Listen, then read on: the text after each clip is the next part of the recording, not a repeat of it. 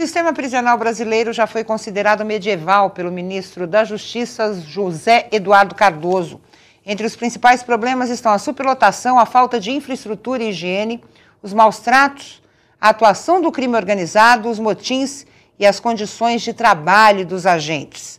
Além do perigo de uma rebelião a qualquer momento, junto com as penitenciárias, os municípios que abrigam presídios recebem também um crescimento desordenado, o aumento da demanda no número de vagas nas escolas e nos hospitais, a desvalorização imobiliária com a fuga de novos investimentos, entre outros problemas.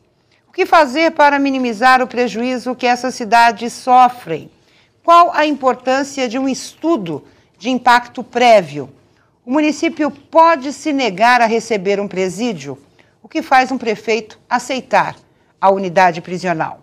No Em Discussão de hoje, vamos debater uma proposta apresentada aqui na Assembleia Paulista que estabelece a obrigatoriedade de medidas compensatórias e de minimização dos efeitos negativos dos presídios nas cidades onde as unidades são instaladas. Para falar sobre o assunto, estamos recebendo a autora do projeto, deputada Ana Perugini, do PT, Sidney Teruel, ele que foi vereador e hoje é coordenador regional do PT da Alta Paulista, e Fábio César Ferreira, agente penitenciário na cidade de Mirandópolis e diretor de formação sindical do CIFUS-PESP, Sindicato dos Funcionários do Sistema Prisional do Estado de São Paulo. Eu vou começar com a deputada Ana Perugini. A luta dela já começou há algum tempo. Esse projeto foi apresentado em 2007. Sim. Se passaram 7 anos, deputada. Como é que estão as conversas durante esse período? Alguma conquista? Há algum sinal de que o projeto possa ser aprovado? Já existe alguma medida compensatória instituída pelo governo antes da aprovação da lei? Vamos contar um pouquinho dessa história. Ana, antes de mais nada, obrigada pela oportunidade. Quero agradecer o Teruel, que é o coordenador da Macro da Alta Paulista. Agradecer o Fábio, carinhosamente chamado de Fábio Jabá, Mirandópolis, um agente penitenciário sindicalizado que esteve à frente no movimento de greve. Nós tivemos recentemente dos agentes penitenciários em todo o nosso estado de São Paulo. E quando você faz uma pergunta em relação ao projeto, o projeto que nós chamamos de compensação às cidades com unidades prisionais, eu até escutei que o termo compensação nem se pode mais ouvir falar nas esferas de governo. Eu lembro de toda uma história que fez com que esse projeto nascesse e da repercussão que esse projeto teve em 2007, quando nós tentamos que esse projeto passasse dentro do colégio de líderes aqui, que eu tento explicar à população como é que funciona hoje a Assembleia aqui no estado de São Paulo, o que é o colégio de líderes, Por que as discussões não chegam ao plenário inicialmente, mas passam primeiro por um colégio de líderes, cujo independente número de deputados que se encontram numa determinada bancada, sempre cada bancada tem um representante lá dentro desse colégio. Esse colégio, de fato, é que tem que chegar a um consenso, a um acordo para ver, para uma decisão política daquilo que deve ser necessariamente levado a plenário para discussão ou não. Daí o porquê do projeto não ter chegado até hoje para discussão e para votação. Mas o projeto ele nasceu numa história. Eu moro na cidade de Hortolândia, desde 1974. Eu vi um muro imenso fechar uma rua que era utilizada por todos nós durante muitos anos onde eu moro. Eu vi o nascimento e o crescimento e a expansão das unidades prisionais. Eu vi um movimento acontecer porque unidades da FEBEM estavam sendo levadas também nas proximidades de um complexo hoje que tem 6 unidades prisionais que ficam ali na mediação de Campinas, da cidade de Campinas, e a cidade de Hortolândia. Eu vi o que significou isso em termos de segurança, de habitação, de educação, de inclusão social, a economia no entorno dessas unidades prisionais. E quando nós chegamos aqui à Assembleia em 2007, o projeto já existia no coração. O projeto já existia na sede de justiça que nós tínhamos em relação à cidade. E com o desenrolar dos trabalhos, nós verificamos que a situação da cidade de Hortolândia e a situação do estado de São Paulo não é diferente. A situação da Alta Paulista, que tem hoje 11 unidades prisionais com uma população de aproximadamente 400 mil habitantes, É uma população pequena para uma região, e já tem 11 unidades prisionais. O clamor dessa população para se ter um hospital regional para cuidar dos presos, as promessas que foram feitas. Eu vejo assim, quais foram os avanços que nós tivemos? O avanço foi em função do embate que foi travado aqui dentro da casa. Quando nós apresentamos, no ano de 2007, quem tem projeto para apresentar para discussão? Eu falo, nós temos um projeto, nosso projeto está pronto. Né? E nós apresentamos o projeto, não houve consenso. Eu falei, mas como não tem consenso? Foi o primeiro aprendizado meu aqui dentro da Assembleia Legislativa aqui de São Paulo. Mas como não tem consenso? Precisa ter consenso para o projeto ser discutido? Né? É uma realidade que existe aqui no Estado de São Paulo, esse projeto não vai ser discutido. Eu falei, se ele não vai ser discutido aqui dentro, nós vamos discutir esse projeto lá fora. Claro. Né? E eu lembro que num domingo eu recebi a notícia de que, porque o governador à época, né, o governador José Serra do PSDB à época, anunciou a construção das unidades prisionais e anunciou também a necessidade, através dos decretos de desapropriação, as desapropriações nas cidades que iam acontecer. E os prefeitos ficaram sabendo disso através do Diário Oficial. Né? Aí a movimentação que nós começamos no ano de 2007 fez com que tivesse que haver um recuo estratégico, a retirada dessas desapropriações ou desses decretos de desapropriação para a construção das unidades prisionais. E nós tínhamos convicção de, naquele momento, que isso seria estratégico, mas que logo o governo voltaria a discutir a questão dos presídios novamente. Mas até hoje há um sentimento, né, e uma incompreensão em relação ao que seja essa compensação às cidades com unidades prisionais. O projeto está aqui na casa.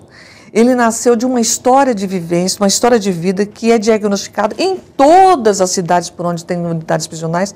Hoje, 85 unidades abraçam 85 cidades, né? 85 cidades abraçam 185... 158. Não, é 158 isso? prisões. Isso. Né? Nós temos um universo de 645 municípios, né? E 85 municípios prestam um serviço relevante ao Estado. E agora, houve recentemente, até um anúncio agora do governador falando que precisa construir mais 12 unidades prisionais. Aí eu escutei muito, Ana, assim, olha, nenhum prefeito vai querer presídio. Do jeito que está sendo feito, nenhum que tenha a consciência do seu dever vai querer presídio. Mas nós temos que levar essa discussão, claro, mas com responsabilidade e com uma lei que determina como deve ser, de fato, o critério de justiça ou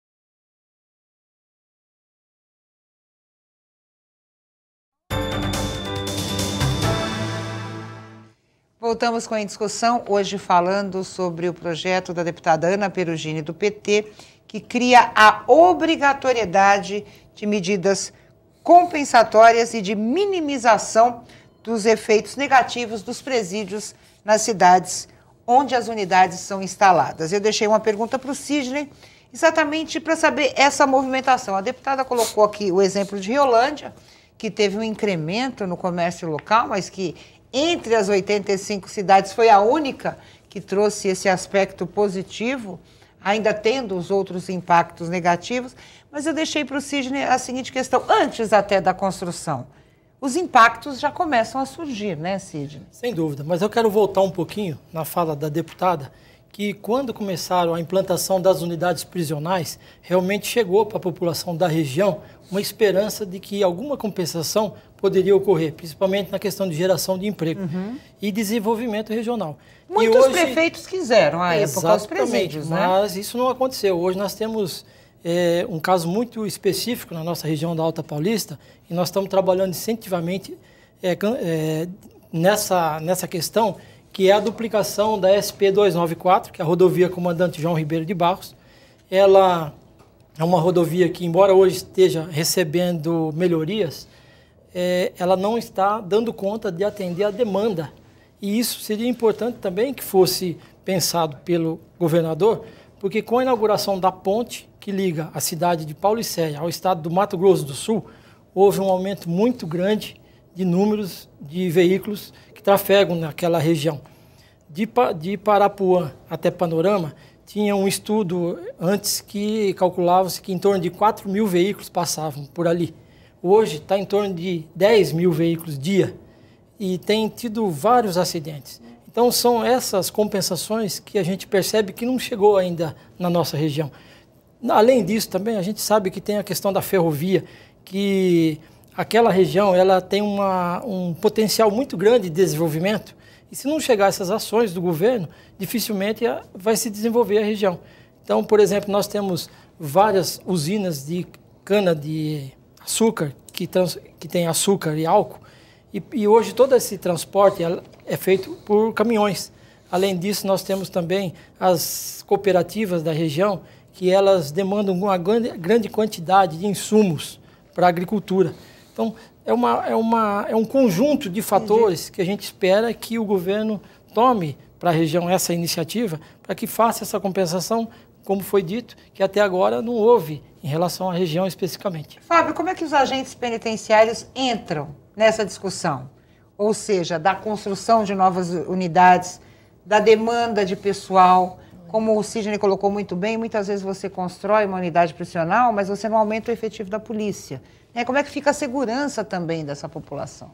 Porque hoje... De quem está trabalhando lá dentro, né? Um dos nossos grandes problemas hoje, a superlotação. Né? Cada presídio hoje, ele tá em torno de 30%. Tem uns que chegam a mais. Aqui na capital, o CDP de Pinheiros, né, antigamente tinha um Carandiru, com 7 mil presos. Hoje, os quatro CDP de Pinheiros hoje já está quase chegando nesses números. E as vagas ainda no Carandiru eram quase suficientes. Aqui no CDP de Pinheiros, a superlotação está em torno de 300%. Eu vi uma matéria uma vez dizendo que a superlotação ela acontece muito rápido.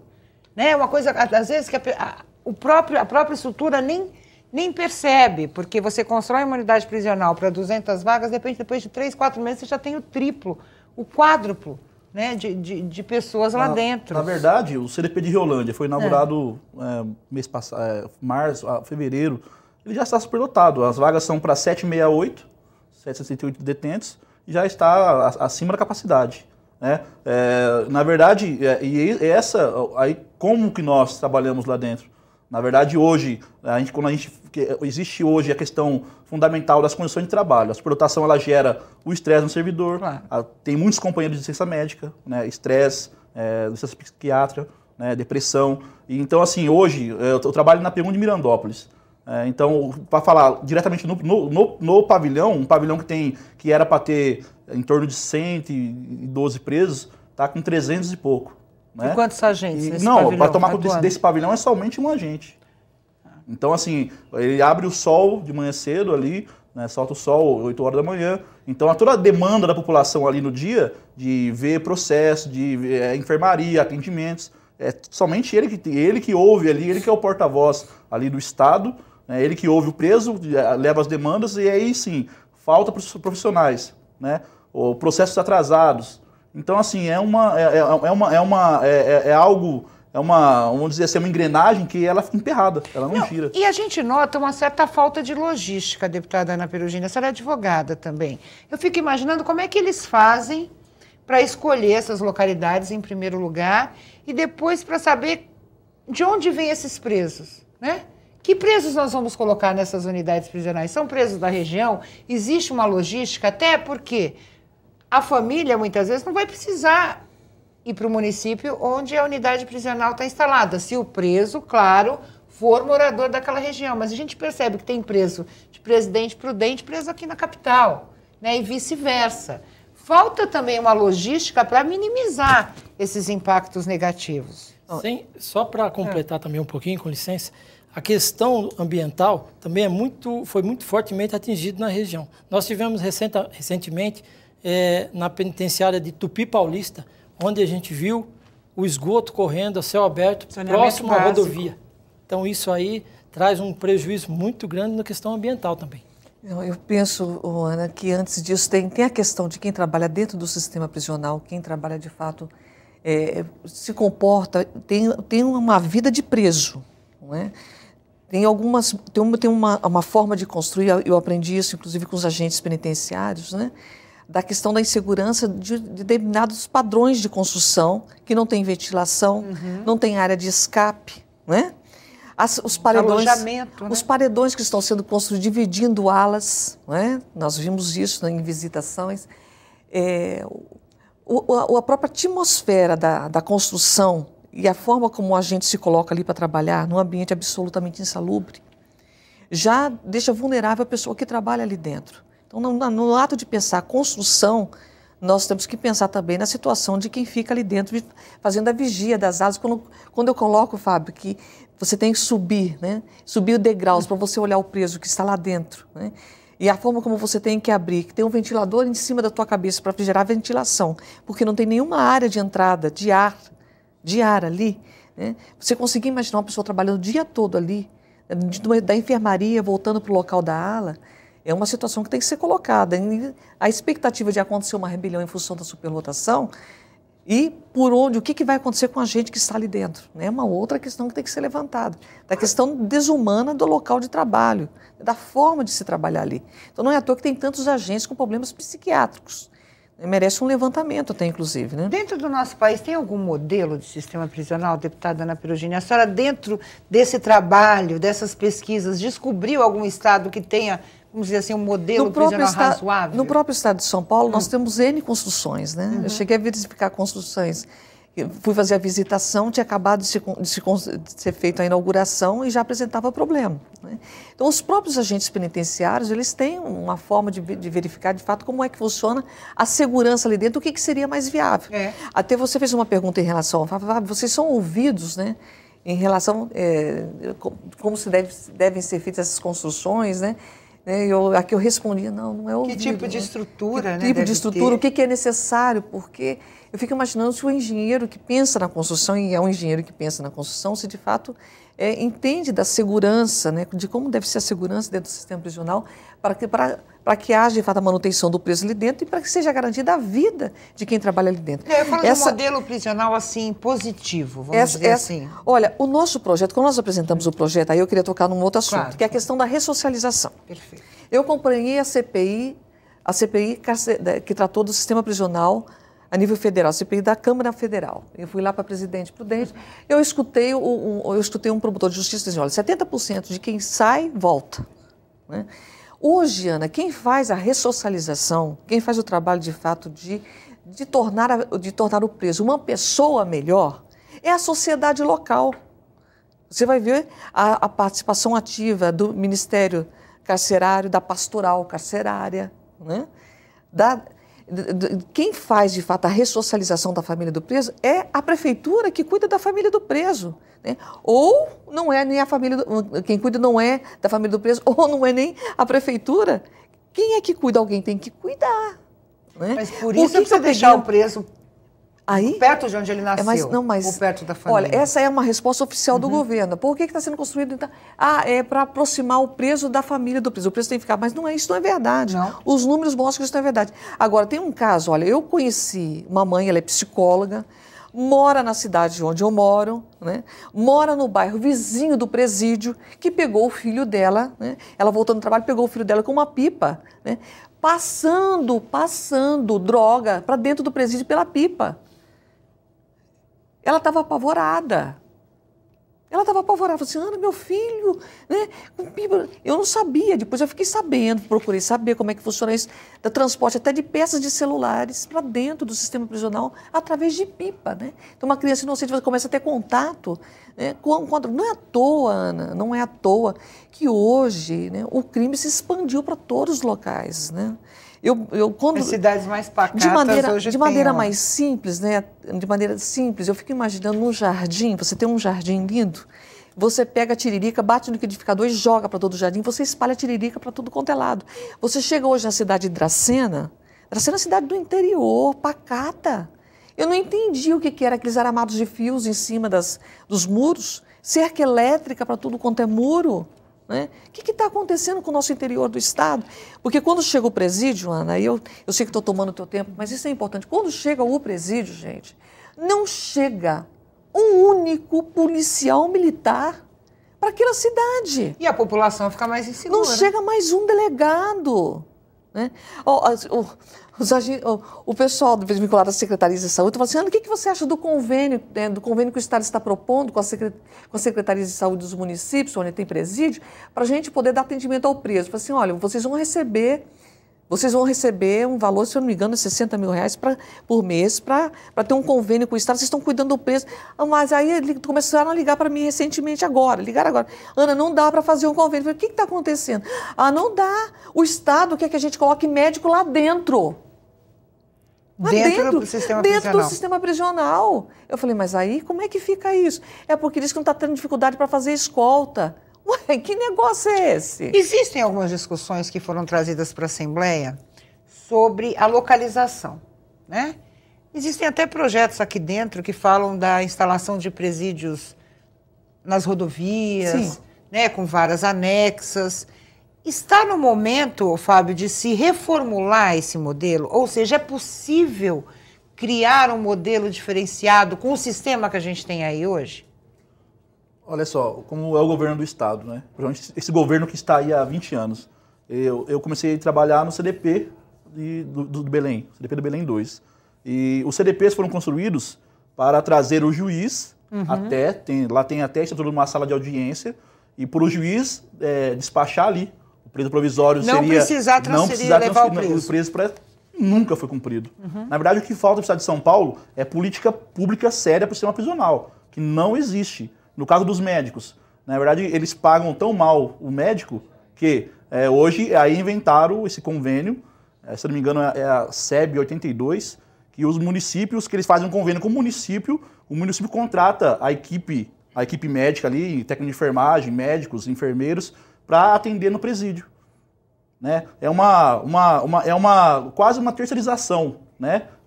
Envolvendo o município. Né? É por isso que esse projeto da Ana ele vem bem a calhar, porque na verdade o município hoje, ele tem, até agora com essa nova modalidade, quem paga os médicos é o município. Então assim, realmente os modelos, né? Tá falando do modelo agora há pouco, os engenheiros precisavam ouvir, né? No caso a categoria, de repente para fazer um presídio, porque na verdade porque até hoje são vários... feito pro preso, né? Mas tem gente que trabalha lá dentro. São vários modelos, né? Hoje o que estão mais construindo agora são as compactas, que são 8 pavilhões, com 8 celas. Aí as cadeiras mais antigas, que no caso a minha unidade, a P1 de Mirandópolis, ela era 3 pavilhões. Aí eles, e eram para 800, em torno de 800 presos. Eles fizeram uma reforma, né, dividiram o pavilhão no meio, ao meio ali, né, e fizeram 6 pavilhões e aumentaram o número de vagas.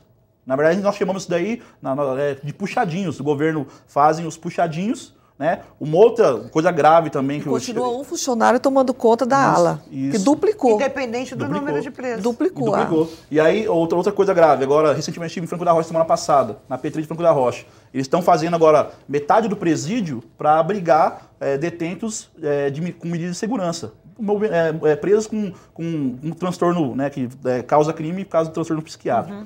Então, ali eles deviam estar no hospital de custódia. Claro. E, na verdade, eles estão indo para um presídio comum, onde os agentes não têm treinamento, falta pessoal específico, né, equipe multidisciplinar ali específica para atender. Então, assim, nós estamos ali agora, denunciamos, vamos ter uma reunião essa semana com a Coordenadoria de Saúde. Então, assim, falta política séria. Na verdade, falta esse tipo de política. Vontade, né? Vontade política de atuar, né, no sistema prisional paulista. Eu preciso ir para o intervalo rapidinho, vou deixar uma pergunta para o Sidney, só vamos entrar um pouco na questão do impacto ambiental. Me contava a deputada Ana Perugini que eu não tinha essa informação, de que não existe a obrigatoriedade, né, de uma licença ou de um estudo de impacto ambiental. Ela até questionou isso ao governo, como é feito um estudo. Na verdade, o governo não disse que é feito um estudo, ele disse que vão pessoas lá, dão uma olhada e avalizam a localidade para a construção da nova unidade. O que isso pode acarretar na área de saneamento básico? Na questão da contaminação da água, hoje a gente vive uma situação complicada no estado de São Paulo com relação à água, mas a gente vai falar sobre isso no próximo bloco. Não saia daí.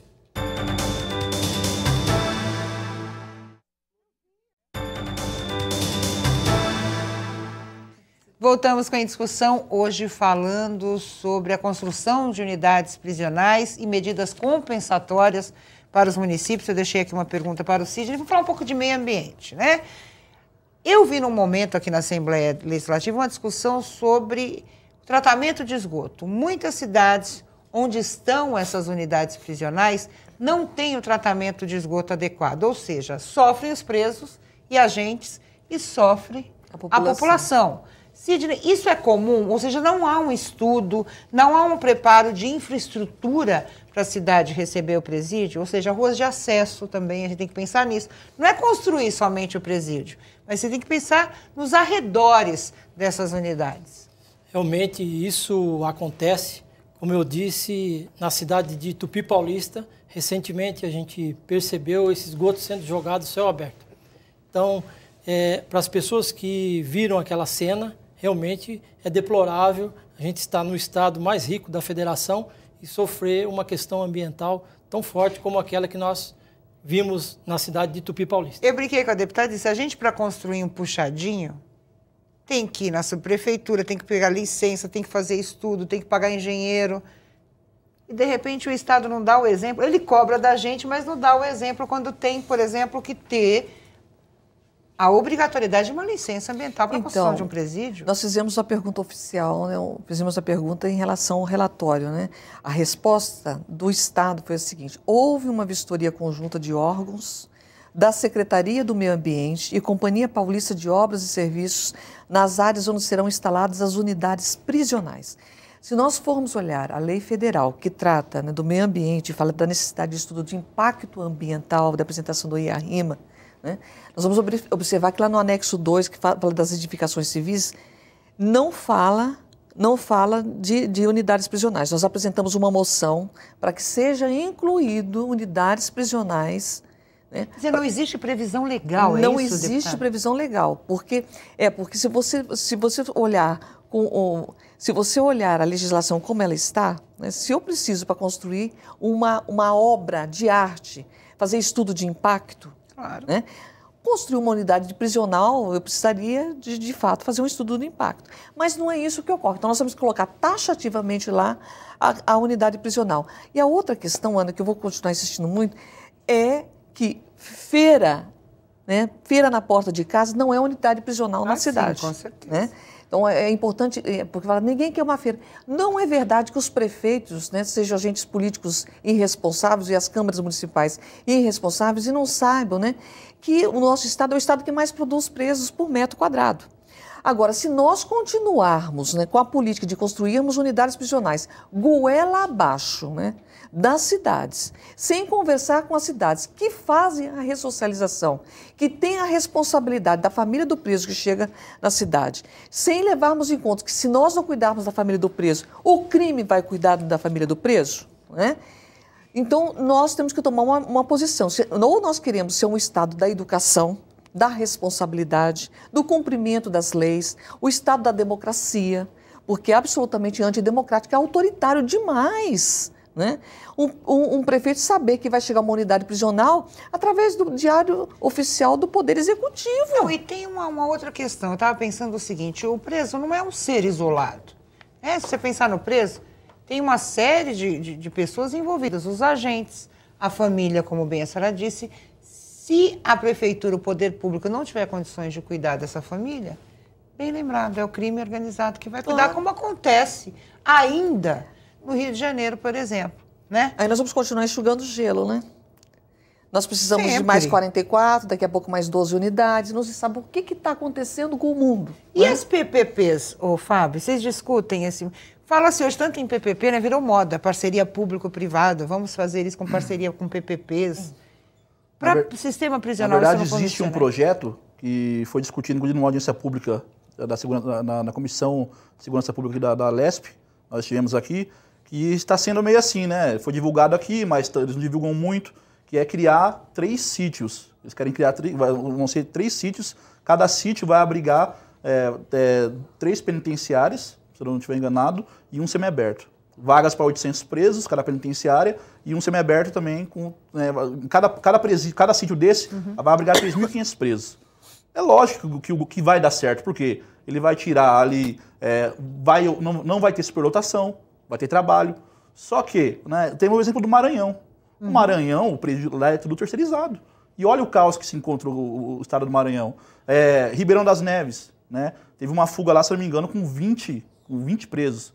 É um presídio terceirizado. Então, assim, na verdade, o que falta é a vontade política, né? A vontade política, a política séria realmente voltada para o sistema prisional, né? Em conjunto, porque nós temos ótimos profissionais, os agentes penitenciários, os psicólogos, né? Os oficiais operacionais, né? Estamos brigando nessa negociação, né? Acabamos de ter uma greve no mês passado, tivemos... não conseguiram nada. Na verdade, assim, o governo, né, mais uma vez... mostra o despreparo dele. Ele até agora fez 30 dias de negociação. Foi uma greve que foi espetacular. A greve da categoria.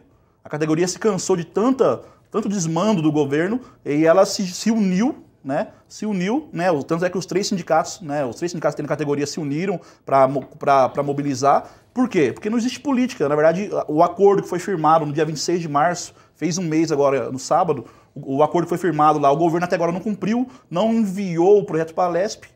Então, assim, percebe-se que realmente esse governo que aí está, esse modelo que há 20 anos está aí, ele não respeita as leis, como foi feito aqui para fazer uma construção, né? Ele não respeita os seus servidores, e aí entra a questão acha que a solução é terceirizar. Acha que a solução é terceirizar. Tudo é terceirizar no estado de São Paulo. E não é. Temos ótimos profissionais em todas as áreas. Eu acho que é só valorizar e investir.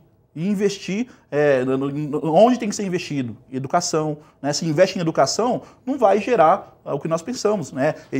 Gerar renda, empregos. Então, são coisas que realmente o modelo político que aí está não compensa, né, a sociedade. Né? Não, e aquela coisa, a sociedade tem que discutir também essas situações, né, Sidney? Vem um presídio, o que a cidade vai ganhar? A gente falou até das compensações financeiras, tem a questão da arrecadação de impostos também. A deputada leu a resposta do governo, falou de incremento de uma economia informal. Não, a gente quer uma economia formal na cidade, né, para que cresça e gere empregos, principalmente diretos. Como é que a população discute isso? Ela tem essa informação, Sidney, ou não? A população, ela tem ouvido muito essas informações, mas acontece que ela não vê, por parte do governo, o respaldo no atendimento. Então eu vejo, por exemplo, existem algumas demandas que são colocadas, mas que na realidade não tem essa resposta pronta do governo na questão de atendimento dessas reivindicações. Porque cá entre nós, para uma mãe, uma dona de casa, uma mãe de família, ela vai no hospital, com o filho doente. Não, o preso tem prioridade. A gente sabe, né, que tem alguns critérios que são seguidos para o atendimento de presos em hospitais e postos de saúde. Mas Como é que uma mãe vai se sentir? Né? O seu filho está doente? Não, tem um preso que precisa ser atendido.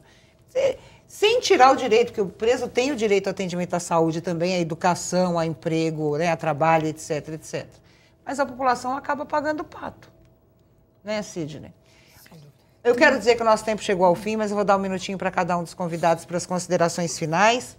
O projeto da deputada é muito interessante, eu recomendo a você que faça a leitura, principalmente você que mora numa cidade que tem um presídio ou que foi anunciada a construção de alguma unidade prisional, para acompanhar de perto todo esse processo e ver o que a cidade precisa ganhar para abrigar essa unidade prisional. Fábio, seu recado final. Primeiramente, obrigado pelo convite. E eu quero, na verdade, assim, deixar o recado para os nossos companheiros do sistema prisional, que estamos aí aguardando ansiosamente para ser mandado o projeto. Estou aqui hoje na Lesp, né, para isso também, para cobrar, junto com a deputada Ana Perugini, que seja encaminhado as nossas reivindicações. Caso contrário, a nossa greve poderá ser retomada. Né? Então, assim, e que realmente o governo do Estado de São Paulo, né, faça políticas sérias para o sistema prisional. Inclusive para compensar também os municípios, né, os municípios onde estão abrigados os presídios. E fica aí, né, o agradecimento. A deputada usou uma frase muito feliz numa cartilha que ela fez sobre os projetos dela, que é uma frase de Voltaire, que diz: quem abre uma escola fecha uma prisão. Né? Se a gente começar a pensar nisso, também as coisas podem mudar para melhor. Sidney, seu recado final. Eu quero também agradecer por esse espaço, parabenizar a deputada Ana Perugini.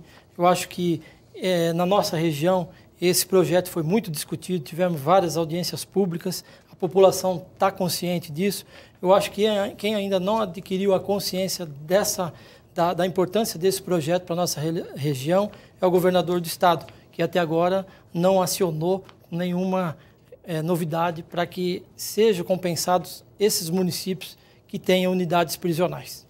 Quero agradecer principalmente a deputada Ana Perugini do PT e dizer o seguinte: depois de 7 anos a luta continua. Vamos aí seguir em frente, deputada. Eu quero trazer aqui a voz da cidade de Lucélia e região. Nós tivemos 7 cidades presentes na audiência de Lucélia. Foi assim, em Assis também, né? As cidades vizinhas vêm para as audiências. Assis teve uma suspensão, né, da construção de uma unidade prisional. Florínia, em função do Rio Paranapanema, que serve tanto ao Paraná quanto ao estado de São Paulo. Então a obra foi embargada e há uma discussão ainda se vai ser retomada, como vai ser retomada. Então há inúmeros equívocos em relação à construção das unidades prisionais no estado de São Paulo, e eu penso que para resolver esses equívocos nós precisamos de conversar, porque o fato é, depois da desativação do Carandiru aqui em São Paulo, né, as unidades prisionais foram pulverizadas para regiões sem levar em consideração a estrutura de cada cidade. E isso precisa ser revisto. E as cidades não querem ganhar prêmios, as cidades querem serem respeitadas. E se elas não são respeitadas em função do número de votos que ela tem, porque esse é o sentimento que as cidades começam a ter e começam a ser despertadas para isso. Né? O número de presídios que tem a região da Alta Paulista é assombroso em função do número da população que tem lá. Se nós vemos, de fato, para onde estão indo as unidades prisionais, a corda está estourando onde existe um povo mais fraco do ponto de vista da representatividade e do poder de fogo daquilo que é importante em relação àquele que ocupa hoje cargo, né, do Poder Executivo. Então, nós precisamos estar de olhos abertos, precisamos nos fortalecer. Né? A Bíblia fala que um cordão de uma dobra só é fraco. Mas se você juntar uma dobra e dobrar novamente, você fica mais forte. Nós precisamos de nos unir, porque nós queremos a ressocialização do preso e o respeito a todas as cidades que prestam um trabalho relevante a todo o estado de São Paulo, abrigando unidades prisionais. Quero mais uma vez agradecer meus convidados, Fábio, Sidney, deputada Ana Perugini. Quero agradecer a você, disponibilizando aí o nosso endereço eletrônico, tvassembleia@l.sp.gov.br. A discussão vai ficando por aqui. Nós temos um encontro no próximo programa. Grande abraço e até mais.